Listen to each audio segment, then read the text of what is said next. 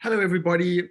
Fabulous to see so many familiar names amongst the participants. I always love a conversation with James Thornton, founding CEO of Client Earth, partly because it puts me on a kind of roller coaster of emotions. I've become outraged by the underlying malfeasance that the legal work that Client Earth unearths and demonstrates. And then I become enchanted and hopeful by the ingenuity and by the success of the strategies that are deployed. So I hope today you will go through the same emotional roller coaster, but end in a high rather than a low. And before I started, I thought it is just useful to flag 2 or 3 questions which James will seek to answer as he does a kind of whistle-stop tour of 5 or 6 really cool and interesting cases that Client Earth has either been directly involved in or part of the kind of legal firmament that they followed closely. I think the first question is, I think when we look to courts to be sources of justice, and particularly climate justice, we have to answer for ourselves a kind of nagging question about activist judges imposing themselves upon democratic majorities and develop, I think, a coherent ethical framework for why we believe that's acceptable. I think at least one of them is that there are a whole set of people who don't get represented in democratic majorities, the unborn and future generations whose rights we're trying to vindicate. But let's think carefully about the appropriate role of courts in seeking justice. Secondly, whether courts are well suited to pursue the kind of detailed political and economic and sort of engineering policies that are required in order to address climate change. Do they have the necessary expertise? Are they able to fashion the kind of multi-year billions or trillions of dollars or pounds strategies necessary to address? And thirdly, what happens if you rely on courts too much? Two can play those games. Courts aren't always sources of progress. They can be sources of reaction. Witness the current US Supreme Court. And secondly, surely we should be mixing the success that we have in courts with good old-fashioned street politics and activism, and indeed democratic politics, to make sure that what we win in courts, we also win in legislatures and on the street and in public opinion. Now, if you are interested in climate, if you're interested in impact investing, if you have an investment anywhere that has any touch to any high carbon industry, this is a session that you cannot and should not avoid. And so I'm going to start by asking James to talk a little bit about a really important German constitutional court case that has been handed down that I think starts the kind of conversation about the progressive role of courts in dealing with climate change. James. Thank you, Paul. It's great to be with everyone here. You've asked very good questions, Paul, about the role of courts. And I should back up for a second and say that there have been a series of different kinds of climate cases over the last sort of 15 years or so. So more than 10 years ago, we started bringing at Client Earth cases against coal-fired power stations across Europe. And of course, that's a point-by-point attempt to prevent climate change from happening by whacking coal stations. Similar litigation had happened in the United States. And then also across Europe, we've been working in 20 countries, again, well, since 2010, on air quality cases to stop diesel emissions, which is another way of attacking climate change. So there have been, those are 2 main streams of climate change litigation, very successful, that have happened in the EU and also in the US.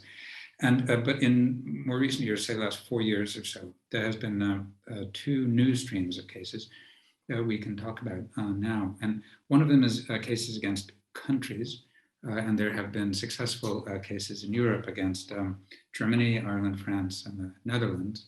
So 4 important cases in important countries. And then there have been some very important corporate cases as well. So cases against countries and against companies, specifically on climate change.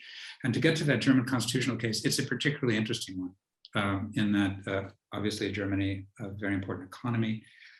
German judges are known to be conservative, not liberal in how they think. But there was this very important ruling this year from the German Constitutional Court. And what they did, to address your question of should we be going to courts for this, what they did is they looked at the existing German law. So in this case, and similarly in France, Netherlands, Ireland, what the judges have done is they looked at the law, existing law in the German case on climate change. It was a recent law. And they said, is that law good enough? Or in the other cases, say in Ireland, they said, is the government actually complying with the requirements of that specific law? But back to Germany. So they asked the question, and this becomes the constitutional question, was the law good enough? And the judges said no. And the reason they said no was that even though the law would take Germany aspirationally to be carbon neutral by 2050, which is the EU agenda, it was very vague in how it did that. So what the court said was, to get to your point on future population, the court said the law is so vague between today and 2050 on steps that need to be taken that it's unfair to people in the future for nothing to be required today. You could comply with this law and take all of your steps in 2049, and that would simply be unfair as a constitutional matter because you'd be exposing people to higher and higher risk the longer you delayed this. So what they said is, go back and clarify the law. And then to get to your question on politics, we can discuss this in many aspects. But in Germany, what happened is, astoundingly, 2 weeks after the court came out with this decision, the German parliament passed huge amendments to the law. So it immediately became an enormous political issue in Germany. And the ruling coalition, seeing elections coming up, said, we can't let the Greens take advantage of this decision. We have to pass a better climate law ourselves now. And they passed a much better climate. So in this case, what the court was not seeking to do is micromanage the exact solution. It was basically saying, do better, go faster, and it put a thumb on the scale for future generations to say that this law was inadequate. Well, that's right. And that's what the courts have been doing in these European cases, which is very interesting. So they've been doing what courts do, which is to say in the case of Ireland, it looked at the climate change law and it said, similarly in a way to Germany, they said, you just haven't taken any reasonable steps under this law. The law is there and you're letting things drift. Similarly in France. And so what they've said is, gee, the law is there, we're not making it up, but you are not complying with it. Now, the UK could easily be subject to these same arguments, and we can get there if you like. Well, why don't we go there for a second? So, we're since I'm sitting in the UK, so tell us how that might play out and what the concrete impact might be in the UK if this were to be adopted. Yeah, well, so if there were to be a successful challenge in the courts, so we have a Climate Change Act in the UK, which was a model act. Some of these other countries have used it as a model for their laws. But the government isn't doing much other than talking about complying with it. So the expert committee on climate change, chaired by Tory peer Lord Debon, came out with a very damning report. And it's not the first damning report, saying that the government simply wasn't taking the steps necessary to meet the terms of the act and to make genuine steps, concrete steps to achieve a reduction in carbon emissions. Now, if we were to take such a case to the German court or the Irish court, very clearly, they would say to the government, you haven't done enough. Now, if you were to bring that case in the UK and the court were to give you the victory, would the UK government be as compliant as the the German government or indeed as the Dutch government in their case? And that's a question. The rule of law here would then be open to our examination. We won a big air quality case against the government in 2010, but we had to go back to enforce it twice more, and the government still hasn't complied 11 years later with the original request, and 6 years later with the Supreme Court's injunction to clean up the air. So if we go to court tomorrow and win, the question then will be, will the UK government actually respect the law and the judgment of the Supreme Court, which gets you into that political dimension. So we'll return to the political dimension. I now want to talk about the Shell case, not least because there's been an appeal lodged today, of all days, in relation to the Shell case. And it seems to me that the Shell case is what the German case was to a country. This case was to a corporation, a very similar sort of, at least in jurisprudence, a similar kind of argument. But why don't you talk us through the Shell case? Yeah, well, I think your observation is a very good one. It is very parallel. And this was a case brought in the Netherlands. And the first of the cases brought against a country was also brought in the Netherlands, a case called Urgenda. And the reason for that and the Shell case being successful was the Netherlands has a particularly good, a particularly strong duty of care by the powerful against the rest of the population. So the duty of care runs to the government, and in the case against the government, the court said the government has a duty of care to its citizens to do better than it's doing. And in this Shell case, what was very interesting is that the court was willing to say Shell, because of its enormous power, influence, and enormous emissions, has a duty of care to the citizens in the Netherlands to reduce its emissions in line with the Paris Agreement. So it actually made an order, and this was, I mean, it's very dramatic, to reduce its emissions by 45% by 2030.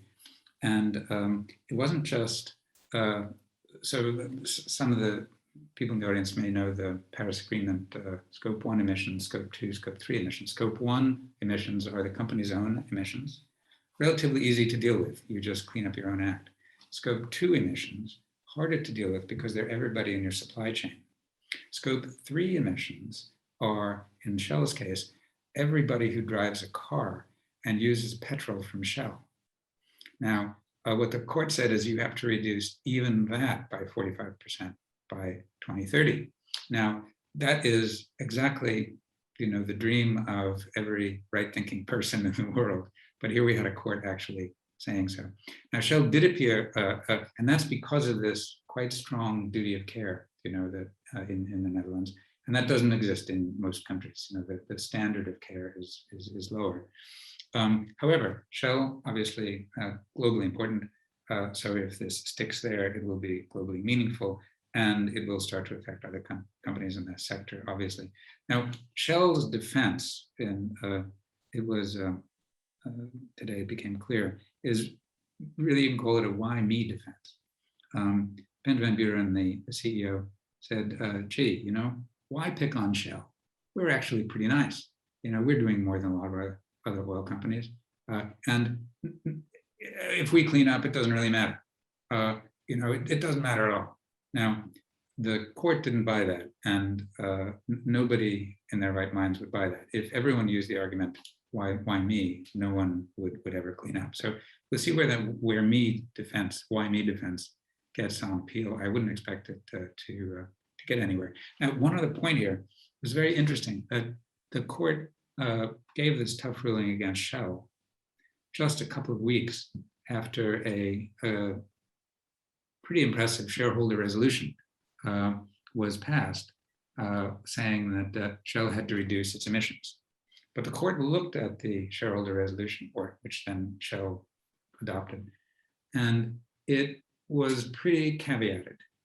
It essentially allowed them to go as slowly as society was going, rather than to be a leader. And what the court said is, because of the enormous impact of your emissions, you are required to be a leader. So it's a dramatic result. I mean, I read in the case that Shell's total emissions are roughly the same as Russia, which is sort of the fourth largest emitter in the world. So it's not inconsequential what happens to Shell, and it's in its own terms and just gross absolute terms. But as a test case for all other similarly situated companies, it becomes, I think, even more important. And I'm struck by and you can bet that we and many others are analyzing what jurisdictions would be good and what companies would be good ones to engage in this way. You know, and if you engage them, it could be that that you don't have to go all the way through a lawsuit. I often think of litigation as a way to make friends, you know, and if you say to the right company in the right way in the right arena, you know, by the way, you don't want to end up like Shell, then you might get somewhere quicker. And we're going to return to that a little later in terms of what a good precedent does to the behavior of others. So let's talk about ANEA, and I think this relates to the general question about coal, and the sort of what should by now be a completely dying and dead-end industry. But there are still some recalcitrant companies that think that it's a good idea. So tell us a little bit about ANEA. Yes, well, I mean, it would be nice if coal were dead. I mean, there are still plans to build up to 1,000 or more new coal-fired power stations in the world when you look at global numbers. Hopefully that starts collapsing soon, but it hasn't yet collapsed, and we and many others are working on trying to make it go. But we brought a whole series of cases in Europe and worked with a lot of other groups, and building a new coal-fired power station in Europe was pretty much ended when ANEA, which is a significant utility in Central and Eastern Europe with majority owned interest by the Polish government, decided it was going to build what it called the last new coal-fired power station in Europe. And I took that as kind of a backhanded compliment to the work of us and the other environmentalists who'd been fighting coal. Anyway, they were going ahead with it. They absolutely were going ahead with it. So we commissioned an independent economic analysis by Carbon Tracker, a very good group that some people in the call may know. And it showed clearly that, this is about 2 years ago, even in the Polish and Central European energy market, coal was now a losing investment because of the price of renewables, because of where the energy markets were going. This was simply a bad investment. So what was unique about this case, as the first time anyone ever brought such a case globally, is that we decided we were going to bring a pure business case. Because the good news when it comes to climate change and changing the behaviors of companies is that the economics are finally on side. So renewables are finally cheaper pretty much everywhere in the world. When I started this work more than 20 years ago, everyone patted me on the head and said, you know, you're a nice guy, but you know, the economics are against you. It's turned around now, but there are incumbents in the field who will keep going as long as they possibly can. So what do? So we got this independent economic analysis and we took it to the company at a special shareholders meeting. And we said, look, this is, it's really clear that this is a bad investment. You're shareholders. Client Earth bought 30 euros worth of shares in the company. And we said, you will ruin our investment if you build this plant. And they decided to go ahead anyway, even though something like 35% of the shareholders were against the plan. They owned the majority of the Polish government. So they went ahead. We sued the officers and directors personally. Again, nobody had ever done this before, saying that they had violated their standard corporate duty of care to us as shareholders. They were making a bad investment. It was obvious they shouldn't do it. We won in the Polish courts. And the very conservative business press didn't say crazy environmentalists sue government, so government-owned company. What they said is investors question fossil fuel investments. We won, and the beautiful punchline to the story is the share price went up almost 4% the next day. So the markets were agreeing.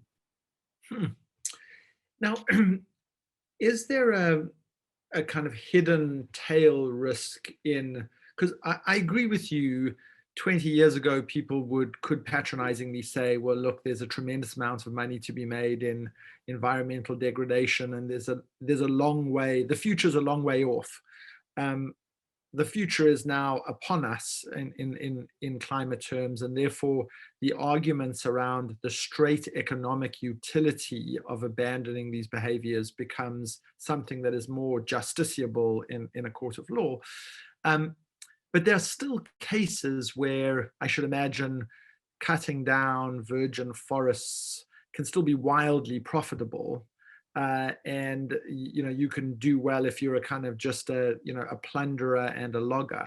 So if we emphasize too much just shareholder maximization and not other stakeholders' interests, don't we lay potentially a trap for ourselves in some of the arguments we might make?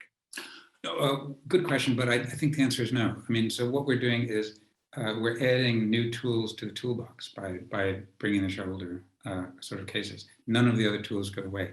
Sometimes the other tools just don't get you there, and which is why we set up a whole corporate law team within an environmental group, which is the only such team in the world. You get new tools, and and indeed we're looking at using those tools to try and stop deforestation in the Amazon by potentially bringing cases against these enormous agricultural companies in the first world who are benefiting from the deforestation. So there are very, very potentially powerful avenues here that are new avenues. They don't take the other ones away. Let's talk about INEOS and plastics and some of the work that's been done there, because I mean, not only is this a systemically harmful industry, but I think this case demonstrates some quite interesting ways of limiting the expansion of an industry that should be shrinking, not expanding. Yes, so plastics, I mean, everyone who's been watching knows now that plastics are in the amount we use them, a very bad idea, and single-use plastics particularly. And one might hope that the production of plastics is going down. Quite the contrary, going up. And it sounds like a conspiracy theory, but there is something called a Plan B. And you might say it is a conspiracy theory, come to think of it. Plan B from the fossil fuel industry, this is the term of their own consultants, is to switch oil and gas when the market moves away from oil and gas, is to already start and then switch into using oil and gas to produce plastics, which means you need to have more plastics plants and produce a lot more plastics, because you don't want to stop selling oil and gas. Back to the incumbent issue I was talking about earlier. These companies just don't want to stop selling it. So there are an awful lot of new plastics plants on the drawing boards in the US, in the EU, and in Asia. And these are like a new generation of coal-fired power stations. So as we succeed globally in stopping new coal, and there's a lot of work to be done, but we all will. And as we stop the fossil fuel industry from switching, or utilities from simply switching to gas, which we will, that will be second fight after coal. Third fight has to go simultaneously, is against these plastics plants, because they produce as much fossil emissions, CO2 emissions, as a big coal-fired power station. But they're even worse. At least a coal-fired power station gives you useful electricity. Out of one of these plastics plants, you get the emissions, you get a tremendous amount of local pollution, and then you get plastics. So how do you do it? And this comes down so far to trench warfare, plant by plant. And INEOS, an enormous company, was trying to build a vast new facility in the Netherlands. And we brought a series of cases. One of them was actually to stop them from cutting a virgin forest down, but a series of cases which have been successful. So INEOS abandoned this multi-billion-dollar expansion because we delayed it and made it obvious that there were legal hurdles to go through. They weren't willing to go through. And so stopping coal, stopping the switch to gas, but then stopping this crazy expansion of plastics is another big fight. And these things haven't gotten yet a lot of public attention, but needed. So I'd like to now talk a little bit about a more systemic case, a case that you brought against the Belgian Central Bank, and dealing with the kind of vagaries of stimulus bond buying and taking into account the carbon emissions of the companies who are issuing these bonds, and the liability, or at least your argument that there is a liability that's attached if you start buying the bonds through stimulus programs of companies with high carbon emissions. Just absolutely systemically fascinating case. Tell us about it. Well, yes, and what we're always looking to do is, we're a global group now, but of course you're limited in your resources still, and these problems are so enormous. So how do you decide what to do when you get up in the morning? And what you're always looking for, your word is the right word, is systemic. You're looking for a systemic case to bring with high leverage, so that with the resources that go into that case, you can have a very wide, very deep impact. So what we started to look at was some years ago, which is why we built a corporate law team within the organization, is where does the money go? This ultimately is all about investment, really. So it's if investment, all the trillions of investment go in the right direction, then you have the ability to build a new green infrastructure that we need. And if they don't, if there are barriers prevent it, or if there are incentives to do it the wrong way, or if the incumbents win, then we don't win and civilization goes the wrong way. So here the good news is that Europe for the first time decided to do a really big intervention in markets after COVID. Germany and France agreed, and so around 750 I think billion in quantitative easing, and they do that by buying bonds in the market.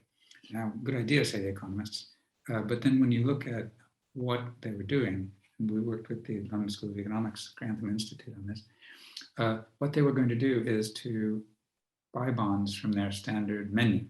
And the standard menu is more than 60% fossil fuel related. So here you have the EU about to put this enormous amount of money into the market. And it's meant to address COVID, but it's also meant, the economy after COVID, but it's also meant to be facilitating the EU Green Deal. So the EU Green Deal is a very good idea, which is that every activity of the EU and all of the money spent has to further the cause of getting to carbon neutrality. Must do it. So again, nice to say, but if you're buying 750 billion worth of bonds and well over half is going to fossil fuel-related companies, not a good idea. Now, Christine Lagarde, the head of the European Central Bank, has wanted to do something about this, but her bank managers have been saying, well, our mandate is very, very narrow. We can't look at the real world. We're bankers. We have to look at finance. We can't look at the impacts of anything in the real world that we do. So we said, okay, how can you get the leverage here? And the European Central Bank uses 6 national banks to buy the bonds. So the Central Bank of Belgium was one that we thought was a good potential defendant. So we sued the Central Bank of Belgium, and who wouldn't want to sue a central bank? Like something out of Batman. Lifetime achievement, really. But the idea there was there are 2 things that they're clearly in violation of, 2 standards. One is the European Treaty, which says that environment needs to come into all actions of every European level entity, of which the bank is one. And the second is the Paris Agreement. So Belgium signs up to the Paris Agreement, says we're going to meet the terms of the Paris Agreement, and this takes you in the opposite direction. Now, we think we have a pretty decent chance of winning the case, or we wouldn't have brought it. And then the question should go up to the European Court. The European Court, I will hope, would agree. And then the European Central Bank will have to do the right thing. So this one case could then move potentially hundreds of billions in the right direction. And that would be a beautiful thing. Now, to be precise, the case is trying to move the money in the right direction by preventing it from going in the wrong direction. That's right. So it's seeking to say, we will not, through stimulus bond buying, buy bonds of companies which have CO2 emissions that would cause us to fall foul of our commitments under Paris or COP or Glasgow or any other kind of relevant binding international treaty.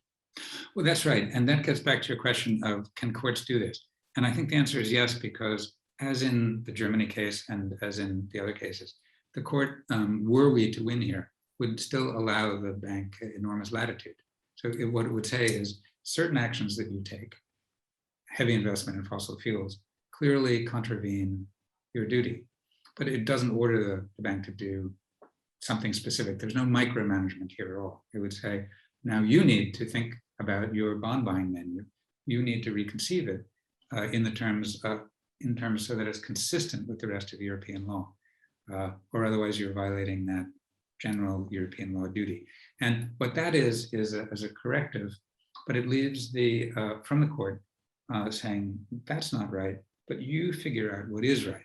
So the tremendous amount of latitude is left to the expert institution, and that is the way it should be. So let me follow the bounce of the ball here. If it turns out that central banks are prohibited from buying the bonds, the debt of heavily emitting companies, surely it's not too much of a stretch thereafter to say, well, other entities shouldn't be buying the equity of similarly situated companies. And when you start setting up index funds, which have broad participants of companies across the market, you should be excluding from index funds companies that have high carbon emissions. And so what you win at a central bank level in relation to corporate debt can start translating into the equity markets as well, particularly in relation to index funds and companies like BlackRock and others who've had question marks about this particular practice will start seeing the linkages between these two things. And if that works, the cost of capital for highly emitting companies starts becoming higher and potentially a real liquidity problem at some point. Yes, that's exactly right. And wouldn't that be a virtuous circle? Because here you have these companies that are creating the risk, and how do you manifest that risk to investors so that they can make the right decision? Again, what you're doing is you're taking a step. This would be to have a series of steps happen that would allow all the freedom in the world to the investors, but it would suggest to them, it's not preventing them from investing in those equities, but what it would be doing is by having the price go up, say, this risk is now priced in. If you are willing to buy into this risk, you can, but if you are a smart investor, you might not. But also, if you're wanting to have this share in your portfolio or in your pension, you should know, quite apart from the ethical issues associated with having a highly emitting company in your portfolio, these companies are going to have a much harder time accessing capital, both the equity and the debt markets. Yeah, precisely so. And that is that's an argument that we essentially used against a bank in Japan. So and passing a shareholders resolution. So this was the third largest bank in Japan, and we said you are one of the largest investors in coal and other fossil fuel projects in Europe, in Asia, Japan, and the rest of Asia. And we worked with shareholders to get 35% of them to agree on a shareholder resolution saying this is bad business because we think over time this is a riskier and riskier and riskier set of investments for you. And 35% of the shareholders came with us. That shocked the bank. And it's a shame culture. So they went back and they decided to get out of that business, which will make their business better. I mean, we've been talking to there's a Chinese entity, we work in China, a government entity, which guarantees the debt of big Belt and Road investments. Say, if you want to build a coal plant in Rwanda under the Belt and Road Initiative, you're a Chinese company, they would guarantee your debt so you could issue bonds that would look good on the market. Otherwise, who would buy them? But if they are holding, if they're insuring the debt, then that looks good. You get your money, you build your coal plant. And we've been saying to them, this looks like it's a really bad investment to us, and Xi Jinping is correctly saying you need to become more environmentally investments.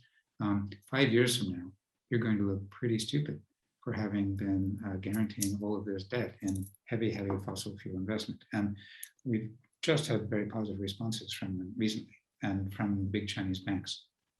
So this notion of tying the debt and the risk of the investment to fossil fuel is something that's being now taken very seriously by the lenders.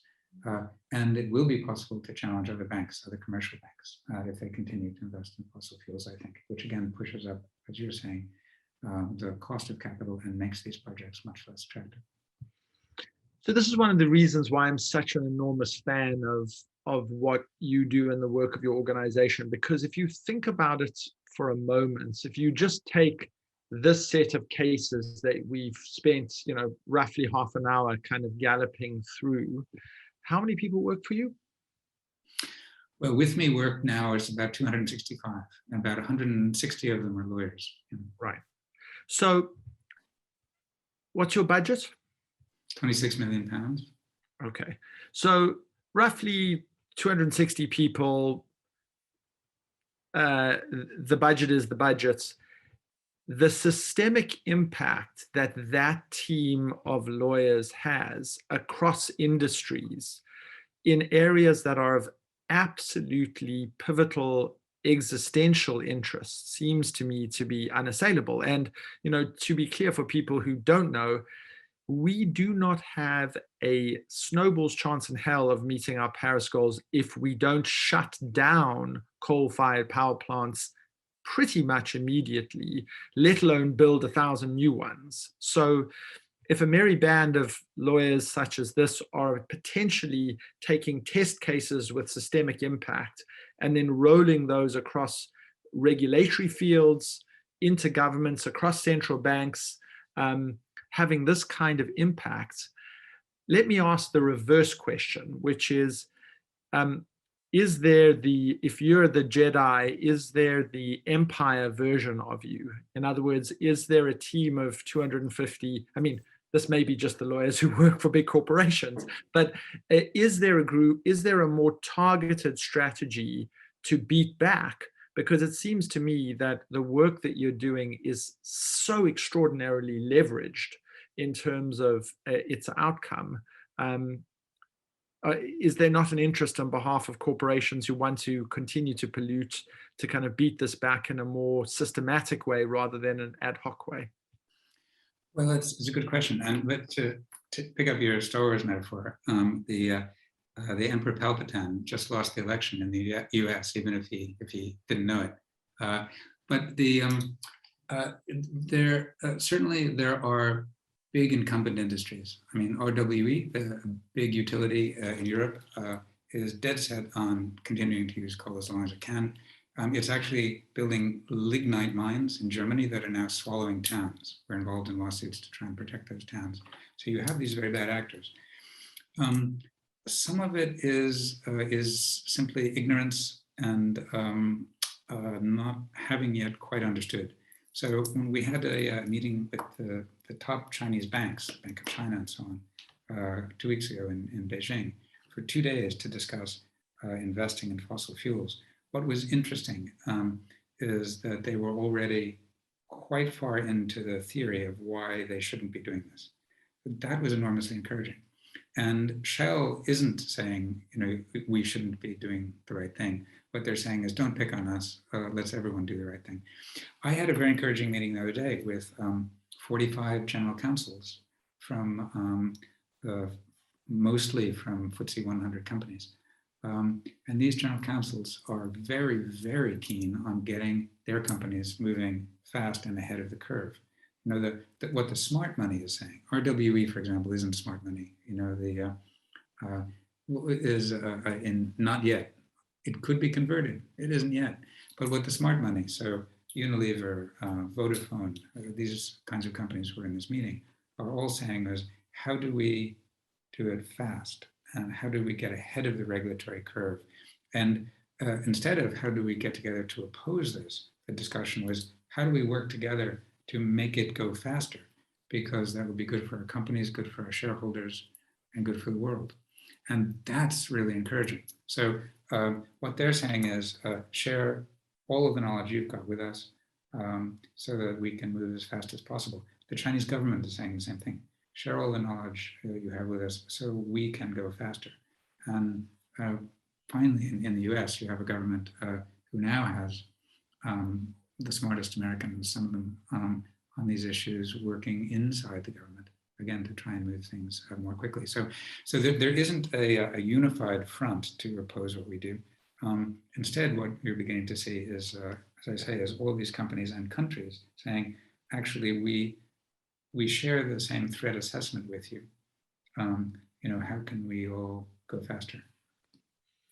Can you tell us a little bit about how you coordinate with shareholder activists who take positions in companies in order to bring resolutions? And I mean, I should imagine there must be a kind of interesting coalition of organizations, some of whom set the legal standards, others whom fight on the shareholder front. And tell us a little bit about how that collaborative ecosystem works, because it seems that you leverage your effectiveness if you work in concert in this way. Yeah, indeed. So, I mean, there are a number of very good groups. So Share Action, As You Sow, series in the United States, who have been doing shareholder work for a long time in this field. And then there are investor groups, Climate Action 100 Plus, a big group, and we work with all of them. We often work behind the scenes, working with them to help draft their resolutions, so that they're pushing the envelope all of the time, and that united action is very important. So, in the Japan case that I mentioned against the third biggest bank in Japan, we had our shareholder coordination gal who worked in the city for a long time get in touch with 81 global investors. Some of them very large institutional investors, others hedge funds, and these were all investors in the bank. And what she said to them was, look, here's the resolution that we're sponsoring with Japanese shareholder groups who are climate oriented. Would you join? So a very coordinated action of really smart investors, and in this case, got around 35% of the shares voting for the right shareholder resolution. And that's what triggered the actual action of the Japanese bank, which will mean tremendous defunding of fossil fuel projects. How much broad awareness? I mean, 35 general counsels are people who punch way above their weight because they have such huge influence in how corporations think about their own risk and guide corporate decision making, particularly from a fiduciary point of view. But how much is this work broadly communicated? Because it seems to me that one of the ways in which you maximize your impact is have it known as broadly as possible to the widest possible array of stakeholders who all use the kind of gathering legal storm and higher levels of legal accountability to warn people to take steps that don't require you to litigate in the first place. And then you're really playing a kind of preventative role, and your theory of change gets accelerated further. Well, that's right. And so we do we do work with groups of general counsels, and we work with the Financial Times has an annual conference of top lawyers, and very kindly they gave me a Lifetime Achievement Award a couple of years ago. So I speak at that conference, and that's how this group of 45 general counsels came about through the FT. So there's a continuing discussion there, and the FT is being very good at raising this issue with companies and sharing this. So that's one way. So there are, but we're a charity, and we don't have the largest resources in the world. So we work with partners in this way. We do have a communications team now, so that we're all of these actions we do are widely reported in the press, which is very helpful. And the Economist, and particularly the FT, as well as the Times in New York and so on, Guardian always are reporting these. So Bloomberg as reports very well on our work and others' work. So it's being reported within the financial community reasonably well. But much more could be done. And larger team, more resources. We could certainly do more. So Melissa Aubergy has asked some question about the list of cases and also, which we'll send to everybody who's on this call. Also particularly interested in claims against directors as a means to approve accountability. So maybe we'll do a little primer and sort of send those off to people on the call. Stephen Brennickmeyer, who I suspect you know well, has asked about RWE, in particular coal issues in Germany, which I think you've addressed. But we've had an anonymous attendee ask a question about how courts can help the climate movement in economies such as China and India. You referred to China, but are there some Indian cases that you could perhaps draw our attention to? Well, China is much more interested in doing this at the moment than India. I mean, the Modi government is not very friendly to this kind of work. Interestingly, the Chinese government is. I mean, we don't hear that in the West, but the Chinese government is very eager to move quickly. And we've been working to train Chinese judges and prosecutors.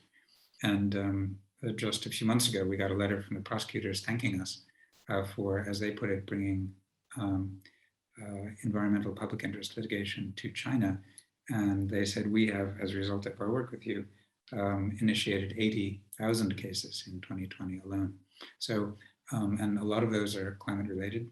And at the moment we're in dialogue. I hope we can get the Chinese prosecutors to bring some very specific climate change cases against coal-fired power stations, but also citizens in China can now bring cases. So this also becomes possible in China.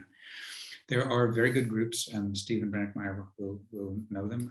European Climate Foundation is working with them in India, who are working on air quality and climate.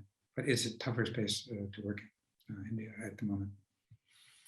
There's a question which I think is really interesting about kind of producing a trainee pipeline of lawyers. Yeah.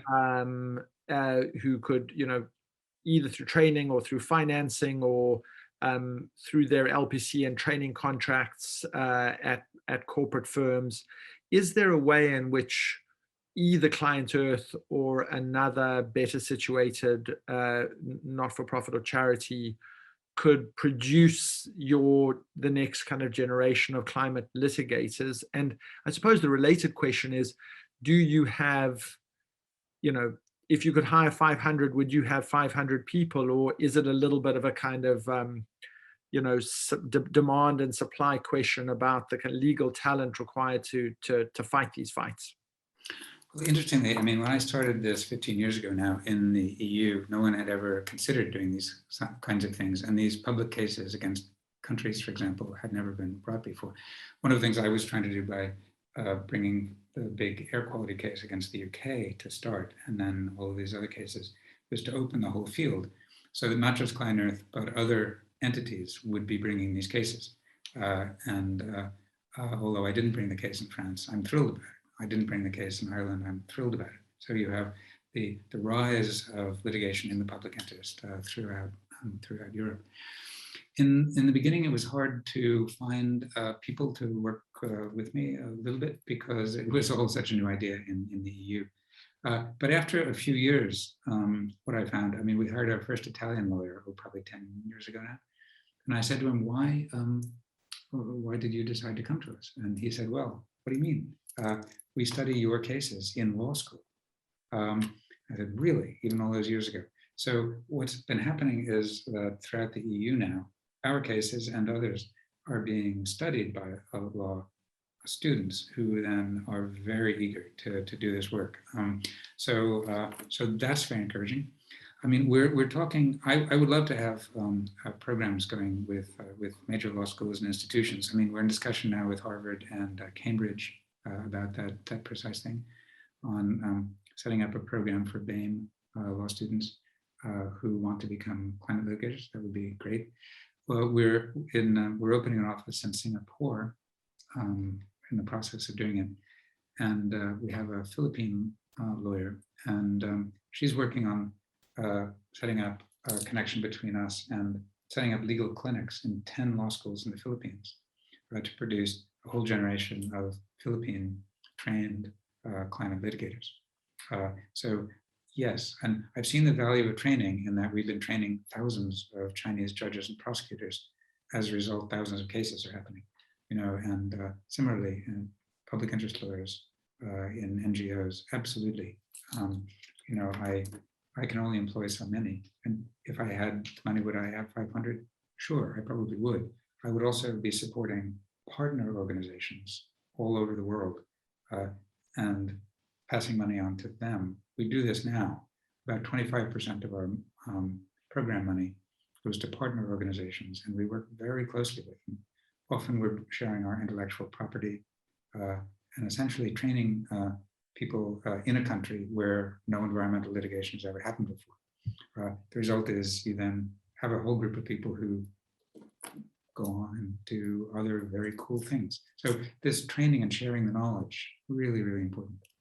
Let me ask a question on the other side of the kind of judicial hierarchy, which is many years ago in the kind of apartheid context, there was a series of training programs for judges on human rights. Some of them happened through the Aspen Institute, where you would have judges who were potentially swayable on human rights issues, be whisked out from South Africa to America and being exposed to the jurisprudence of the European Court of Human Rights or the Inter-American Court of Human Rights or some of the kind of landmark cases before the US Supreme Court. And it was just a sort of slow process of awareness raising, consciousness raising on the role of human rights in jurisprudence. Is there an argument to be doing this with judges as well? And are there programs, and have you participated, or do you think that would be a good thing?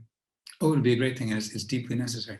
And that is what we're doing in China. We have for many years now, and so we've trained over 1,000 judges in China, and we have a whole deep understanding of how to do that because we've been bringing global experts in from all over the world, often Supreme Court judges from other countries, prosecutors, law professors, to create this faculty training the Chinese judges and prosecutors, and it works wonderfully well.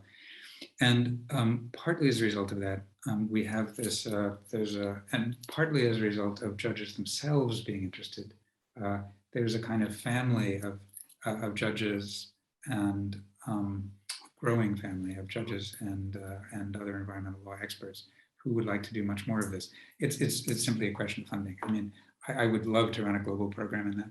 The Asia Development Bank does some of it in Southeast Asia, but tremendously more can be done, and particularly in Asia, where you have all of these fossil fuel plants, oil, gas, as well as coal that might be built. And if judges haven't seen it before, they won't give you the right result. And I learned this from a Supreme Court judge, a very close friend of mine now in Pakistan. And he decided a famous Pakistan case about 6 years ago or so. And it was a brilliant case in which a farmer challenged Pakistan for not having a good climate change program, even though it had a law. It's a little bit like the cases we've just been discussing in Europe. This wasn't a sophisticated European NGO doing it. This was a farmer doing it, and he won. And the judge, Mansour Ali, who's on the High Court, ordered 5, I think it was, government departments to come into his court and explain why they weren't implementing the law, and then had them come in every month to tell him what they were going to do until they came up with a suitable program. It's remarkable. And he later told me, look, the reason that happened is that the cases are randomly assigned. That was randomly assigned to me. But I happen to have studied a great deal about climate change. So I knew the issues, and I knew this was a serious matter, and I knew that there were things to do about it, and I knew the Pakistan climate change law. He said, I can assure you, because I knew who was sitting that day, if it had gone to any other judge, they would have thrown the case out because it would have seemed way beyond what they could understand. And not that they would essentially be hostile, like you were saying, are they swayable? He said it would be as a matter of not understanding. So he said, please create a program in which you train judges very broadly. But again, it's a matter of finance. It would be a deep dream of mine to be able to do that. So we are, alas, out of time, but I wonder if I can just ask 2 questions that you can give super fast answers to, because the questions are just too good not to have answered, and having you as a rare treat. So Harry says the Wanganui River, I hope I pronounced that correctly, became the first in the world to be considered a legal person. New Zealand's 3rd longest river could now be represented in court and have 2 guardians appointed to speak on its behalf. Discuss briefly. No, this is something I've been interested in since 1976, and there's a classic article called "Do Trees Have Standing?" And I think this is a very exciting development. So if you want to think about it this way, if you say that these entities like rivers have rights that people can bring cases on behalf of, like adults can bring cases on behalf of minor children, think of it as the ultimate grassroots activism. The actual grassroots have standing to be in court. And it's potentially very exciting. We need every possible tool, and this is a new and emerging tool around the world. It's great. Final word goes to Aditi, and that is, there's a long answer, but you'll have to give a short one, which is, do you have hope about the tide changing on greenwashing in the UK, and what can Client Earth do about it, presumably? Well, I hope so. So we brought a successful greenwashing case against BP and got them to withdraw a big advertising campaign. And if you look at our website, we did a big report on a lot of the major companies and greenwashing not too long ago. And later this month, you'll see a very exciting, very, very exciting greenwashing case that we're doing against a global fossil fuel major. So a lot can be done, and it's really important because as companies say we're going to become carbon neutral, they then have to be held to account. Otherwise, it's all greenwashing. So James, a really amazing tour de force in 60 minutes. Thank you so much for your time. If there was ever evidence of the power and importance of organizations like Client Earth, it was this conversation.